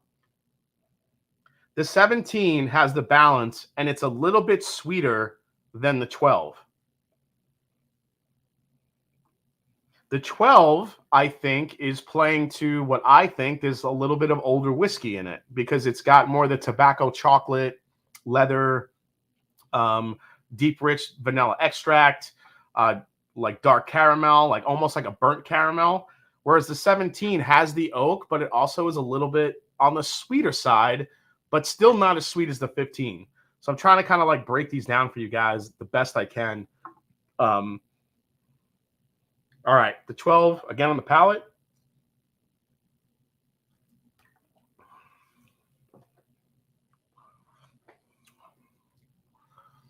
Holy shit. The nose matches the palate. Plus, you get like an extra level of like cherry cobbler on top of it. Like it's like a cherry infused cigar with cinnamon, chocolate. Oh my God. It's so good. The 12. Best, like such good balance. And again, for the Jason, you are Mr. Miss Maria. I don't know what that means. Yes, another batch of Stagg Junior that next to no one will be able to find, let alone buy at a ridiculous secondary market price. Not Nahari. Yeah, I mean, unfortunately, that's the whiskey market we're in. It is what it is. All right, let's go to the 17.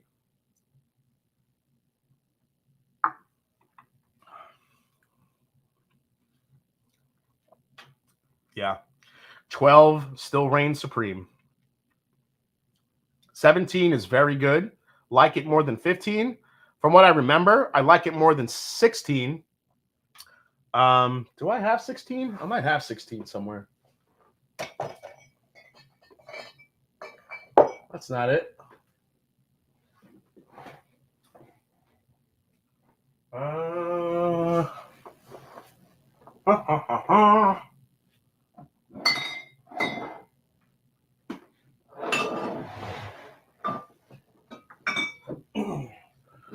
This is 16. So here's 16. got stags for days, man. Too much stag. I think eventually when all these bottles get to a certain point, I'm going to do one infinity giant stag and just blend them all and see what happens. I'm just going to go full stag. I'm going to go balls deep with the Stagg Junior. Just do as many as I can.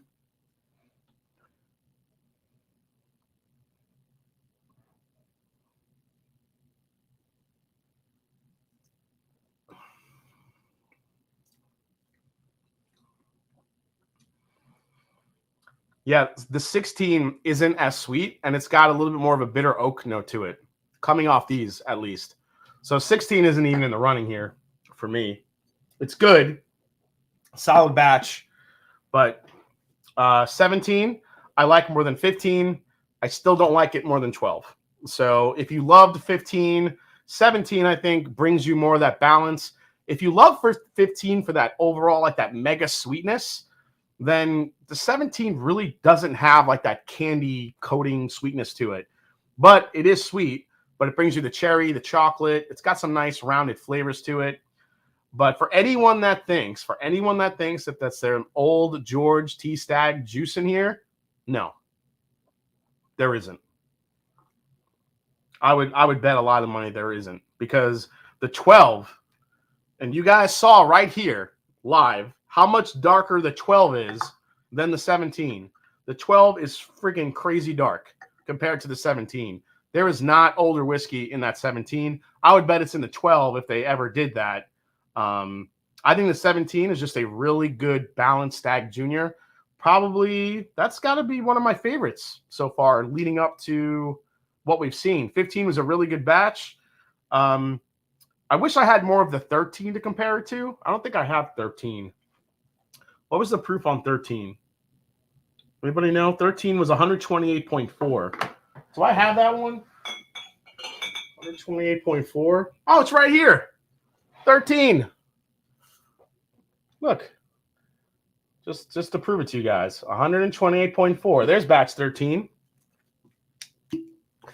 All right. We're going to throw another stack in the mix. Oh, I'm going to get a lot of good sleep tonight, guys. All right. We got, like I said, Stagg for days, baby. Is it worth trading an 11 for a 17? Man, I haven't had 11 in a long time. But from what I remember, I think I would probably like the 17 over the 11, if I remember correctly. Dear Buffalo Trace, just write the stupid batch number on your bottle. Yeah, right? Thank you, Whiskey Mountains. And I also think that Bardstown Bourbon Company needs to start putting the batch numbers on the front of their bottle, rather than the side. Like, Jesus. 210, no, night-night. Night-night. This is how to get slammered on the... I won't get slammered. We'll be all right. All right, let's try the 13.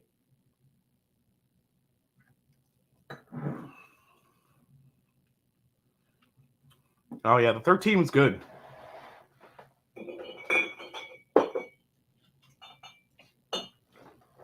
Honestly, I think the 13 is closer to the 17 than it is to the 12 now that I've tasted them. The 13, I mean, let's try the 17 and see if I like it more than the 13.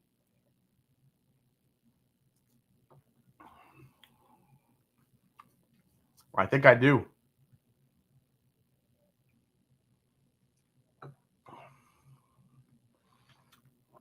The 13 actually drinks hotter than the 17 does. And the 17 it's a slightly lower proof, but it drinks hotter, but still very balanced. Again, the cherry, everything you love about Stagg. It's got a longer finish. These two, the 17 and the 12, drink lower than their proof point suggests. And like I said, the 17 it's a beautifully balanced Stagg Junior. It drinks lower than its proof. It's delicious. This is a great batch of Stagg Junior. Probably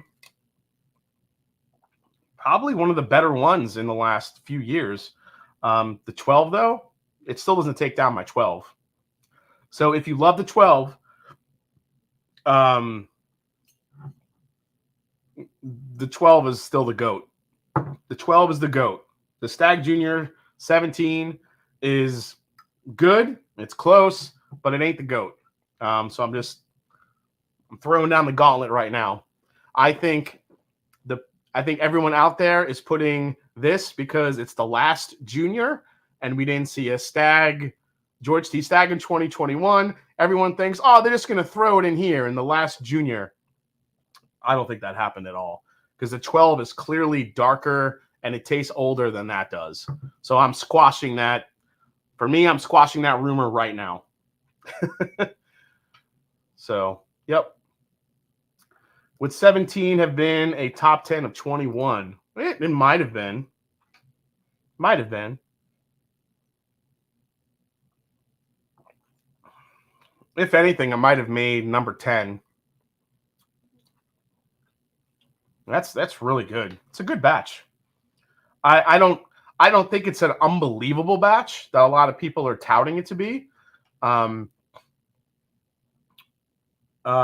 again, you have to take into account what people, the stags that they've had in the past.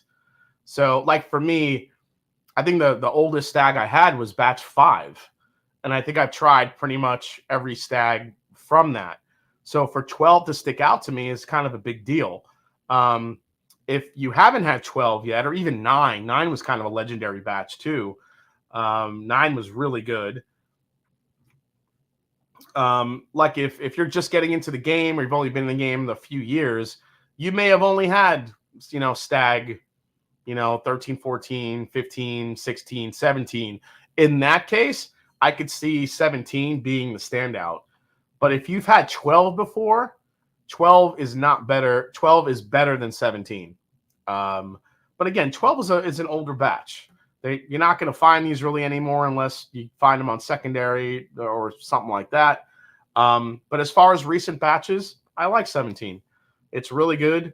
I think 15 can hang with it a little bit, but it's a lot sweeter. I think the closest thing to 17 that I tasted tonight is probably batch 14. So, I'm sorry, batch 13. So that's it. There you go. What a time. Too much bias for junior 12. You have to blind them. I've blinded them before, legal. I did one of my videos. I did a blind with I think 15, 12, and 9 to see what my favorite was, and 12 easily won out. So it's not so much. There is a big taste difference. If I gave these to you, look at the difference in color. 12 is way darker, way richer than 17 is. There's no bones about it. You can't, your eyes see what your eyes see. You can't argue the color of it. 12 is darker. 12 is richer. It's more balanced. It tastes older. 17 is good, but it ain't 12. So that's all I'm saying. Thank you, Darrell Stewart, for sending that along. That was really nice of you. All right. What else do we got tonight to try? Looks like the stag party is over. Blind Stag Junior Night. Yeah, if I had some more glasses, maybe I could do it. Moving ton, my last pull, rare breed, still consistently my favorite. I'll probably open my GTS 2019 before 12 Stag Junior. Okay. Black glasses. Now I need to hunt a serious unicorn. Stag Junior Batch 12 or Mayor Pingree 13. Oh, that's a good idea. That's a good idea. All right, I'm going to keep that one right there. I think I have one more clean glass over here, which I'll grab. Let me clean this one out a little bit. I'll grab that. I'm going to grab the Pingree right now. I said the Pingree was the closest thing to Stag I had. Let's see. What is it? What time is it? 10:36. Are the women of Whiskies going live tonight? Are they going live tonight or no? Let me know in the chat.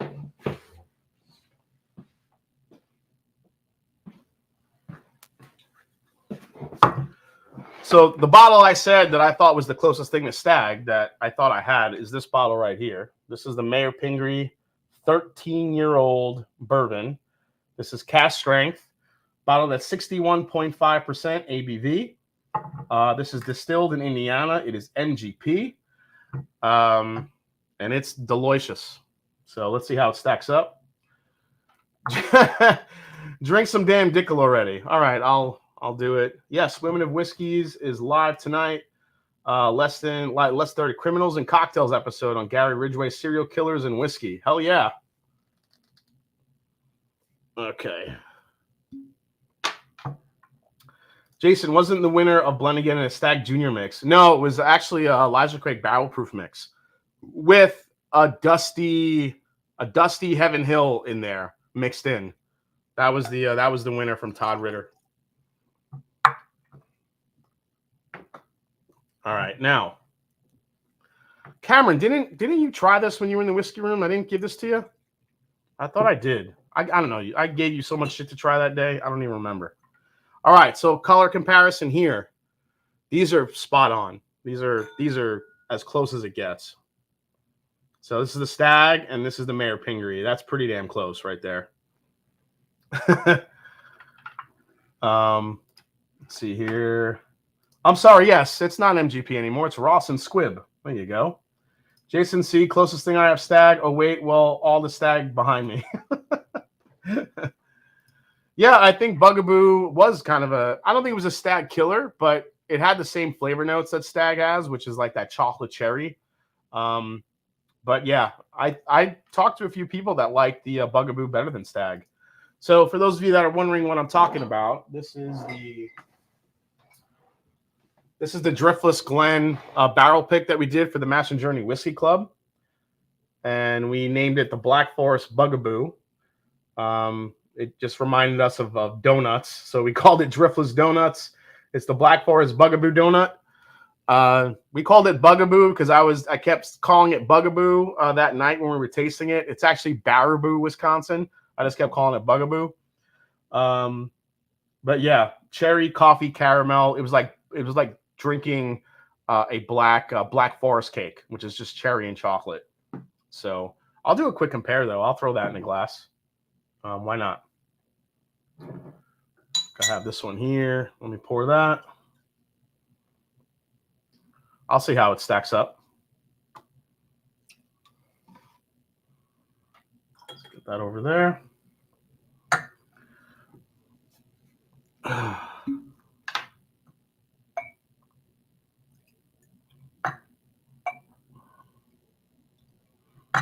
So let's see. It's 10:39. Let me know in the chat. I know we talked about a little bit earlier with Fred Minnick doing his top bourbons of the year.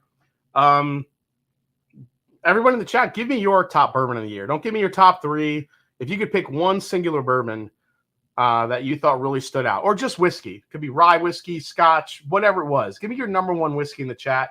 I really want to kind of see what was kind of the trend for everybody. I always like to see trends and look at numbers and see what.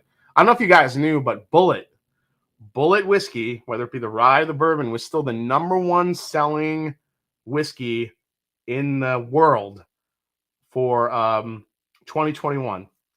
So it's Bullet is a brand that not a lot of people pay attention to, but Bullet is still, when it comes to bars and cocktails, Bullet's always featured on Yellowstone. Speaking of Yellowstone, number one whiskey sold in 2021, Bullet.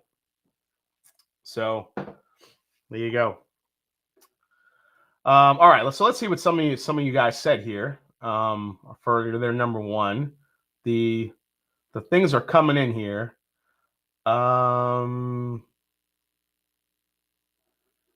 Let's see. Okay, Seagrass. Definitely agree with that, Dylan. Russell's 13. I could see that. Remus Repeal 5. Could definitely see that. Remus 5.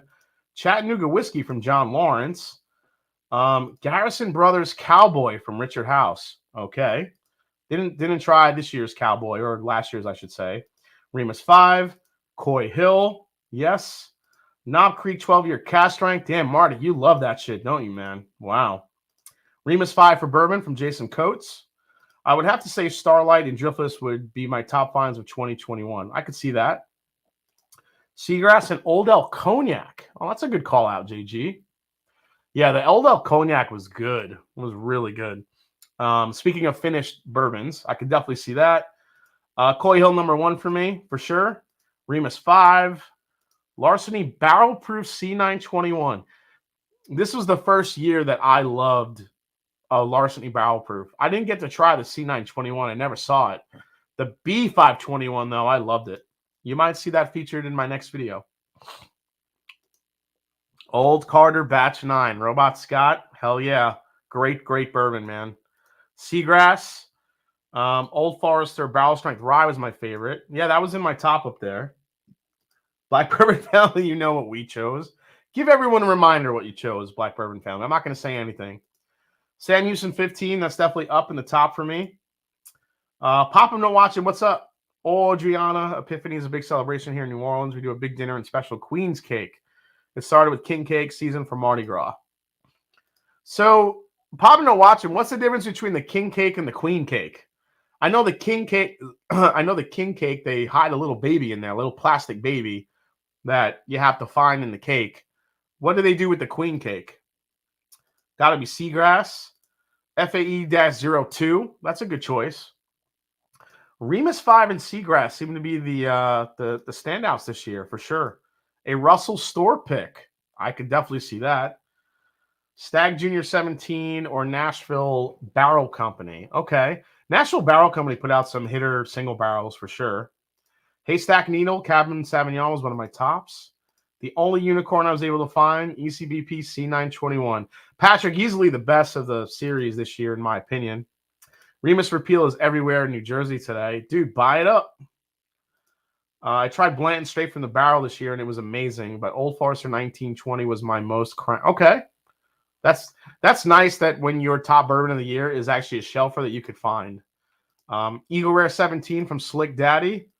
Look at the Birdie. Paul Weck, thank you so much, man. That was our... Look at the Birdie was our Russell Reserve pick that ended up being pretty legendary. The Look at the Birdie pick was an insanely good. If I were to put single barrels in my top bourbons of the year, that Look at the Birdie pick I think would have made the top 10. Copper Sky 16 light whiskey. Oh, nice, Tony B. I don't know if I've tried that light whiskey yet from Copper Sky. Be interested in that one. John Dutton drinks Bullet. Yes, he does. And so does Beth. In cocktails, I think. Russell Reserve 13 still takes for me. I don't know what it is. So balanced and delicious. Doesn't need the high proof to impress.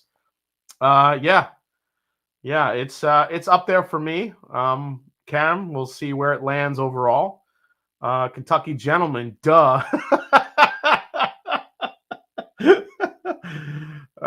Four Roses LE, I could totally see that for sure. E.H. Taylor Barrel Proof, that's a hell of a bottle to get. And to put it, yeah. If most people could get that bottle, I think that would be a top 10 for most people for sure. Redbreast 27 from Adam Dorman. I love Redbreast 27, but I just don't think it's worth $500. It's the only problem. Jason C. The Bullet always seems hot, spicy. Description of your pick. Does not drink hot or spicy. It's sweet and spicy, but it does not drink hot.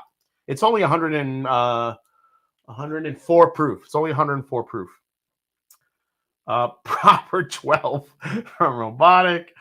1792 full proof. Some of those can be phenomenal. Sam Houston 15, regret passing on that one. Yeah, some of those are really good. Seagrass Till I Die. Four Roses LE. Old Carter American Batch 6. Dude, that was a banger of a whiskey for sure. Thunder Dan says Elijah Craig Barrel Proof B5. Really? Thunder Dan digging the B521. There you go. The Luxor Double Barrel. I tried the Silly was a standout. Didn't buy a bottle because the one we tried wasn't the same as the one we tried. That's the one thing about those Luxor Double Barrels. They're really good. But if you get it, the batches are definitely, there's a lot of variance there. So I could see that. My number one overall, though, Ben Nevis 10. Of course, Jason Coates. Stagg Jr. 13, but that doesn't count. Tumbling Dice single barrel pick. Blue Note 17. That's one of my personal favorites. You'll definitely see that in the top 10 this year. Blood Oath Pack 7. Really, Jerry? I thought that was kind of a disappointment this year. Stagg 17, Fade 2, and Seagrass. Okay. For Chirag Patel. All right. Russell's 13, number 1. Ardbeg Koroviekin. Dude, Green Room Pythons. Green Room Python. My next video, I actually talk about Korevyekin for a hot second. You'll see it, but I don't think the Ardbeg committee releases are that much better or that better at all than their core range. It's hard to take down that Korevyekin for the money. I totally agree, man. All right. I am just whipping through the chat here.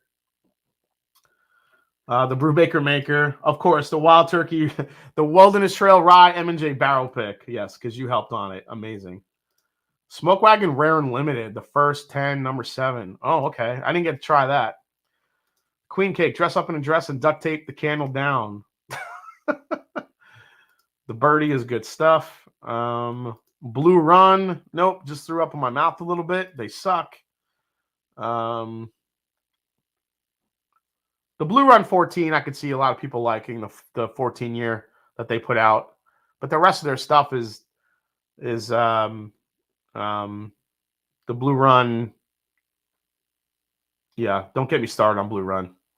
I think I waxed poetic enough on Blue Run in a bad way. Yeah, Larceny 521. Yep, get it there. I really like the Yellowstone 2021 LE. Some people didn't. I thought it was really good. Really did. Okay.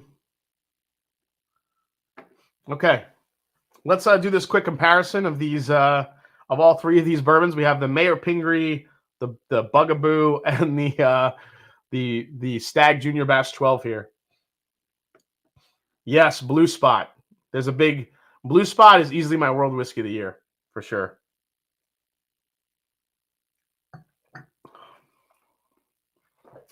So that's the Stagg 12.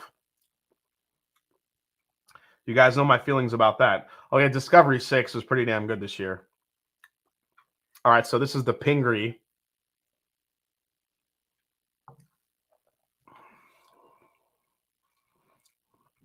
Oh my God. Yes. Oh my God. And the finish on it. The depth of flavor. The Pingree takes out the 12. Can't even. This Mayor Pingree is so good.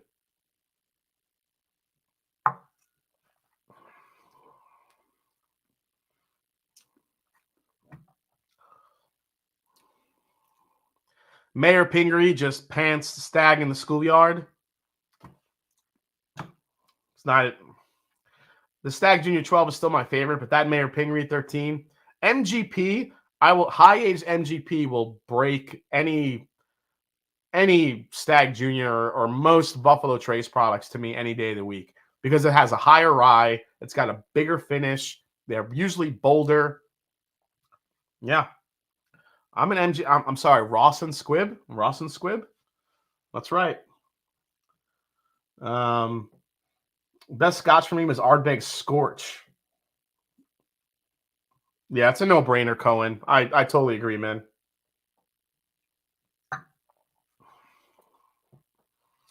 Oh. So the Black Forest Bugaboo, because it's so young, it definitely has that little bit of like a youthful note on the back end, especially when you're drinking these next to it. But man, the chocolate and cherry that you get in the Stagg just jump out of the glass on this. But for me, it's all about the Stagg. It's all about the Mayor Pingree 13. That 13-year NGP cast strength is ridiculous.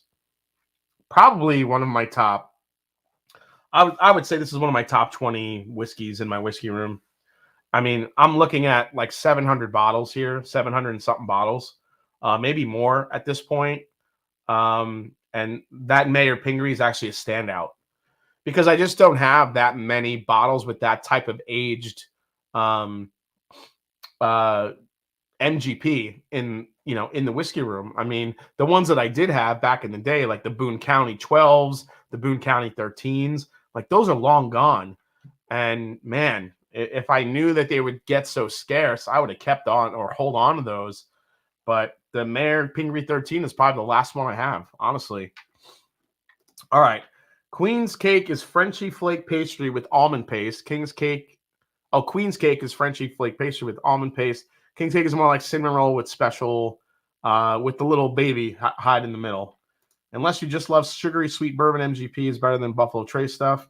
I agree, Cohen, totally.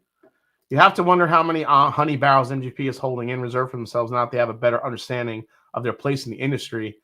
I think that's what we're seeing in the Remus series. That's why I don't think anyone's going to get their hands on a lot of the ultra-aged MGP stuff anymore.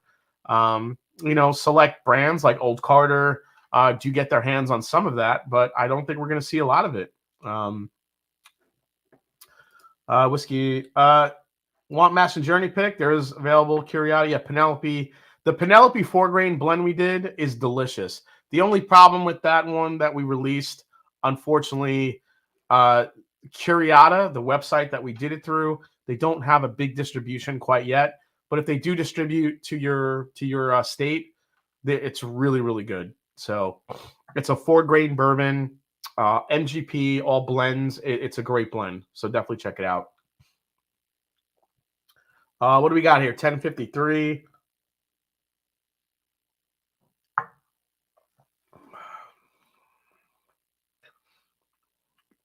The Remus 13. Let me see if I have a. So I haven't have any Stagg left. I think I have some Stagg left.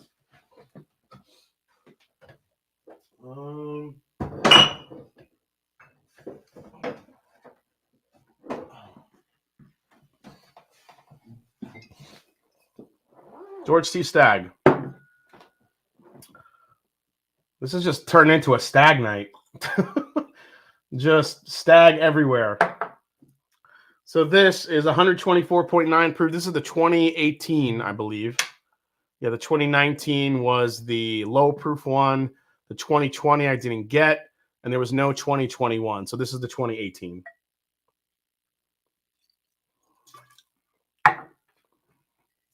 But we're going balls deep, baby. We're going all Stagg.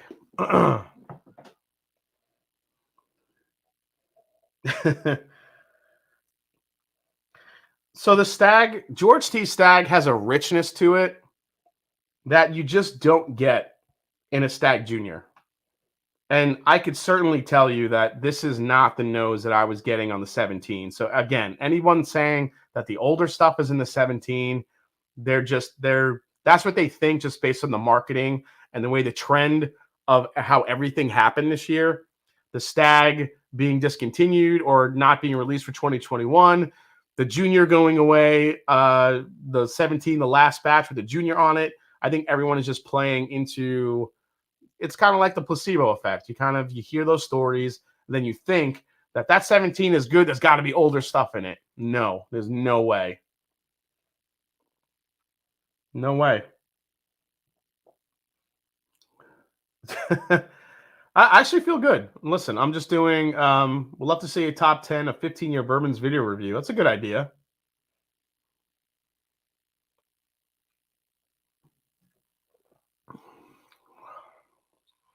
Yeah, it's not even close. George T. Stagg has such a rich barrel note. The oak, the viscosity, the vanilla, the cinnamon, the tobacco, the rich flavors in that. That's not even present in the Stagg Junior. The brighter flavors are there, but this Stagg is. Let me try the Mayor Pingree now, because the Mayor Pingree 13 is only 2 years younger than that. And just based on that sip I just took, I agree with my original statement. The Mayor Pingree 13 is probably the closest thing to Stagg that I have in this whiskey room right now, and that's including the Stagg Juniors. This gets as close to Stagg as I think I have. I would have to try the Bardstown Discovery 5, not 5, the 4, to see if it would get close to, because that has that 15-year-old whiskey in the blend as well. That'll be a fun blind to do. I think I'll do that in a double or triple base at some point.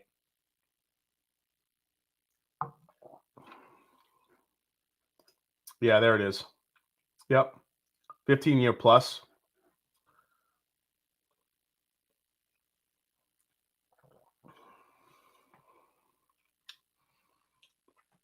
The standout for the Pingree is the spice. The higher rye in this is the standout in the finish. I think this has a better finish than the George T. Stagg for 2018. But the George T. Stagg from 2018, I think has a little bit more complexity of flavors on the palate. So there you go. This was a hell of a tasting last night. It turned into a stag party. Apparently, totally turned into what a way to celebrate 60,000 subscribers. Hopefully, on my way to 100,000 real soon. Man, make it a fair fight and get the bottle of Wow in there. You want to put the bottle of Wow in the mix? I don't know if that's going to be a fair fight. The bottle of Wow is ridiculous, and the corks always break.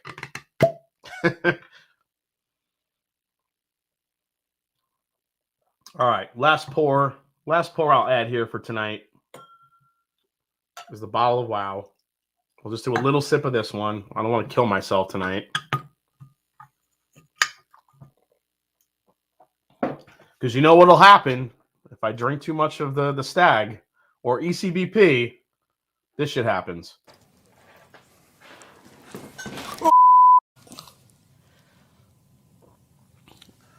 I fell.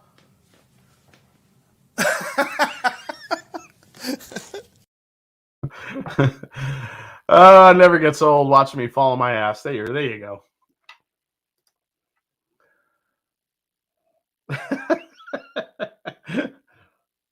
Oh, thank you so much, Austin. Appreciate that, man.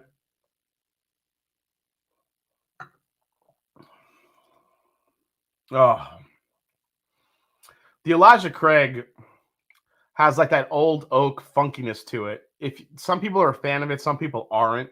I feel like people that love Buffalo Trace would not like that little funkiness, that old school oak, dark, rich funkiness that has.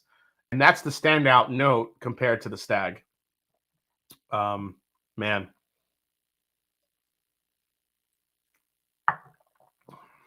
Yeah, that's the Pingree.